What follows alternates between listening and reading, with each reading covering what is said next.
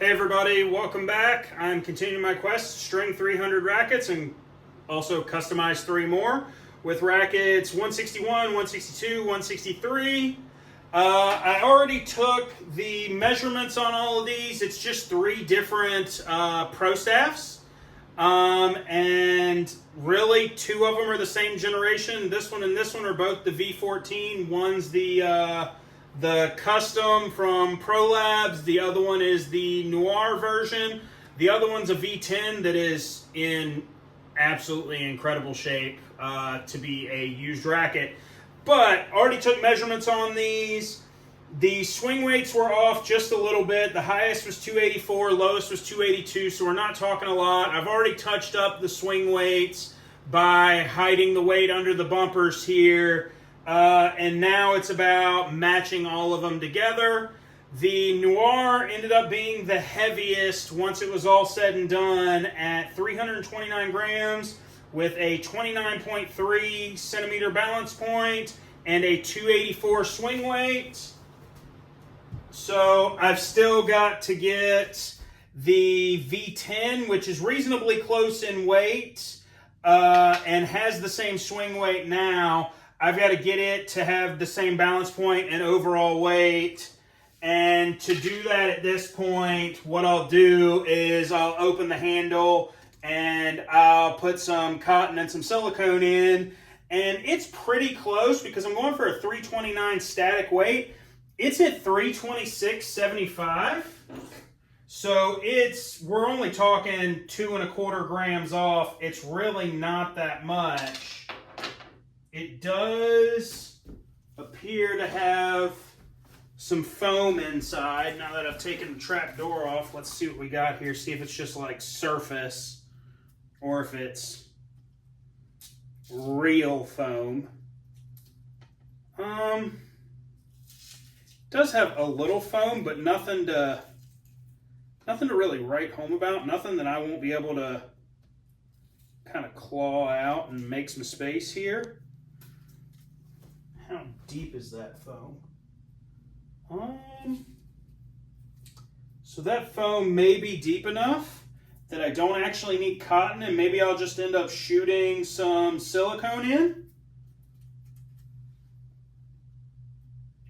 to create the weight that I need, because that foam appears to run on down in there, so that'll actually give me the same kind of buffer that I would be going for with the cotton ball anyway.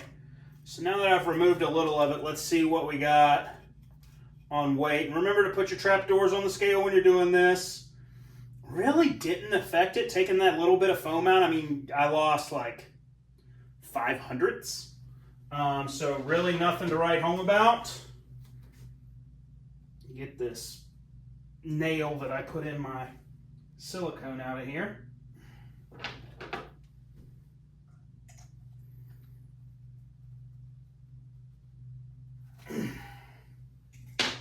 Go. That makes it so the silicone can be reused. It also gives it a nice large channel because that's a fairly hefty nail, so that you're not pushing too hard on the inside of the tube and you can still get a decent flow or 8 out of it. All right, and now fill up that crevice in the foam there. And it really didn't take a whole lot.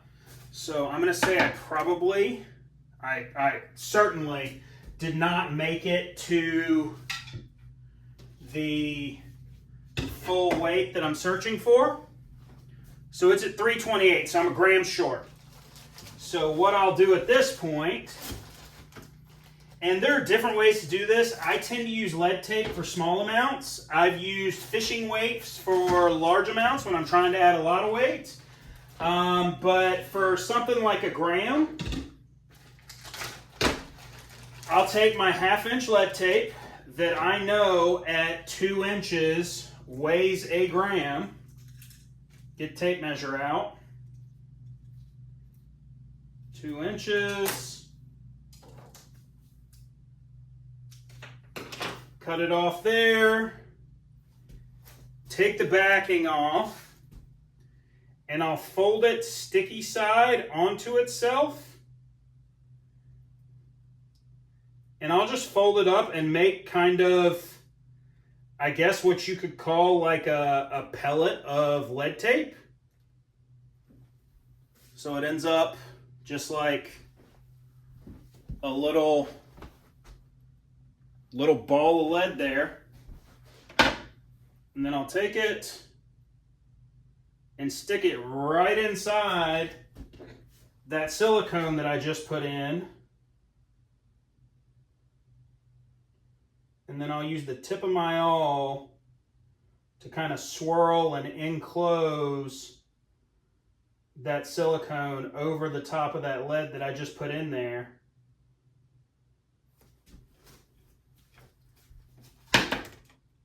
And now we have the correct weight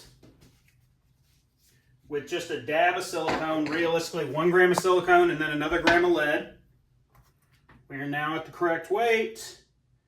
Can put the trap door back on.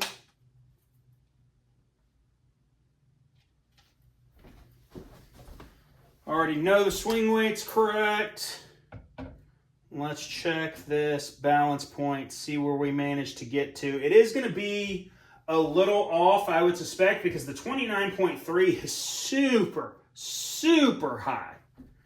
Right now, I'm coming up with 29.7.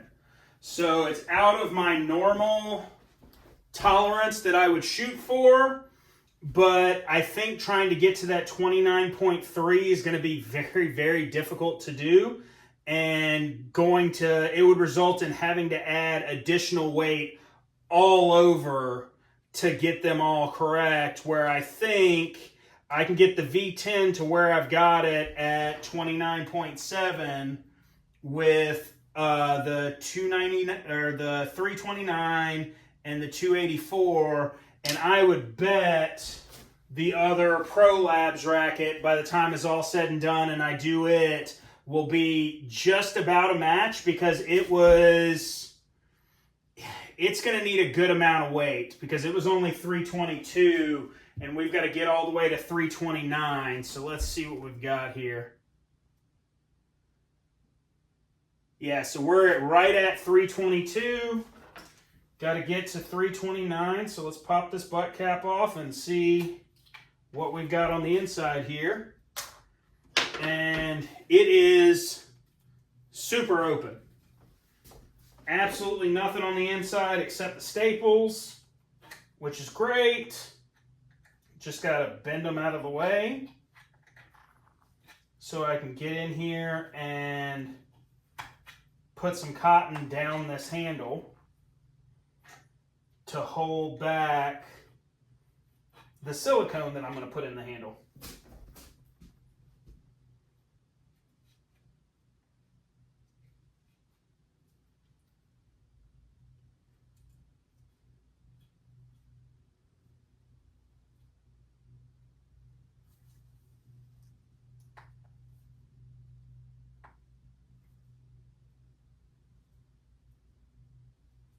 And I may end up having to further bend those staples, because I don't think they got quite out of my way. And that's why I'm meeting so much resistance here, trying to get that down there.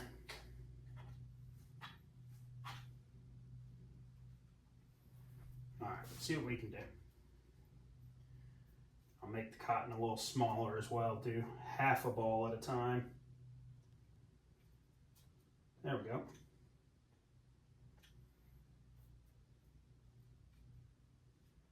Same thing on the other side.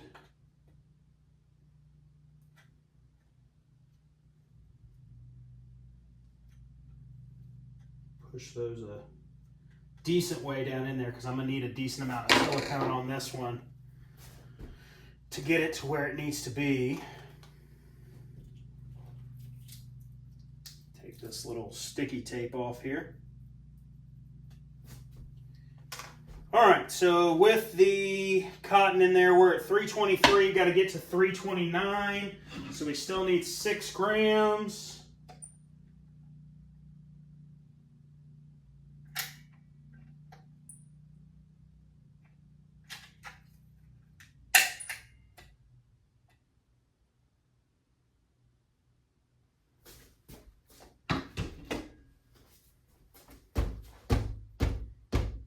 That silicone to settle a little bit there. All right, and that brought me to 327. So similar to last time, I need a couple more grams. Go ahead and do that with lead tape, just like the other racket. I'll do the same thing. Since I was able to put silicone and needed to put silicone in both sides this time to take up some space and add some weight, I'll cut these strips in half.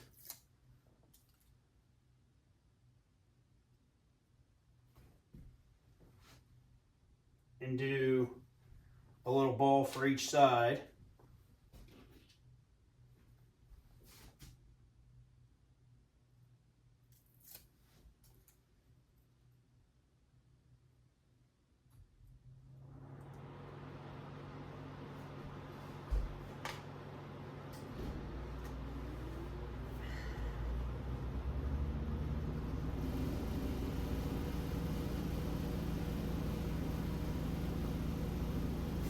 Same as last time, I'll take that awl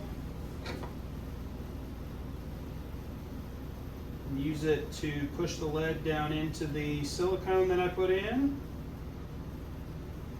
And then I'll also use it to smooth out that divot in the silicone that was just made.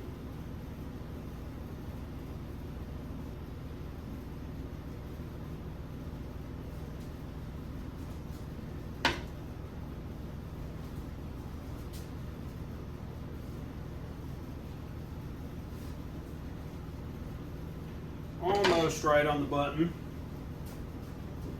Let's add just another drop or two here.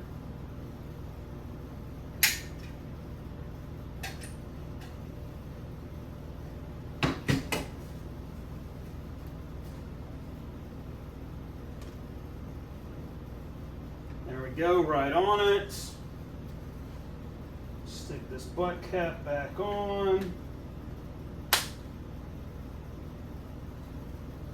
And let's check the balance point now. So let's start at 30. Okay, so 29.7, so the same as the other one.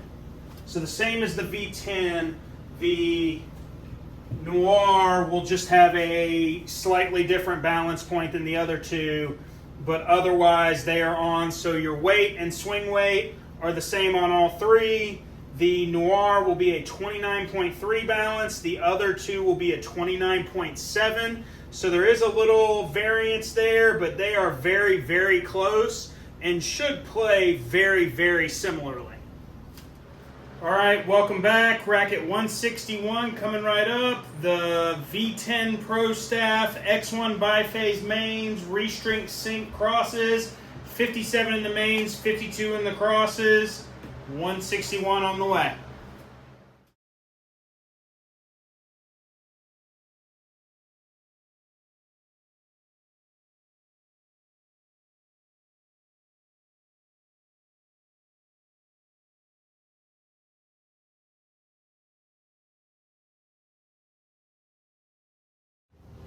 $162 and $163, a couple more Prostaffs, the V14 and the Noir.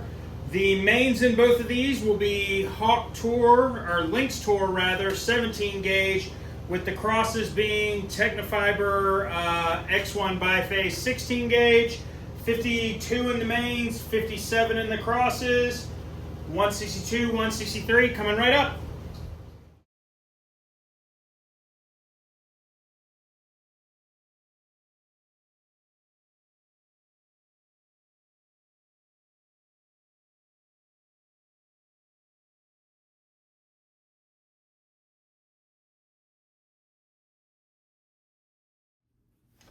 Rackets 161, 162, 163, matched and strung, finally complete. The stringing of these took a little longer than it probably typically would. X-One Bi-phase is one of the softest multi-filaments on the market, and as such, it burns kind of easy. I was pretty worried about this first one with the X1 in the mains and the polyester in the crosses. Surprisingly enough, this was the easiest one to string. Potentially, it was the easiest because the other two have a shaped main with Lynx Tour, and that shape just wants to dig into that multi-filament, so you just kind of have to go slow and be very, very careful the entire time. And you may notice even with the high speed, once I got to about here on each one, my weaving technique became a little different, and I started like pulling the entire length of the crosses through, like pushing a couple loops and then pulling the whole thing through, because it's just so easy to burn. It's so soft. It's great if you got arm problems. It's just not incredibly durable with a shaped polyester, and it's just tough to string it without excessively damaging the string during install with the shaped polyester. If you liked what you saw today, please like the video, subscribe to the channel, set your alerts so you'll see more of it. If, like this guy, you would like to help me on my quest to string 300 rackets, please reach out via my Facebook or my website linked in the description. This is the same client that sent me the rackets to wrap left-handed and string last time, that's actually from Virginia. And luckily, based on my time today, I'll be able to get these packed back up and sent back to him tomorrow, so he'll get them back and be able to play this week. But thanks for watching, guys. See you next time.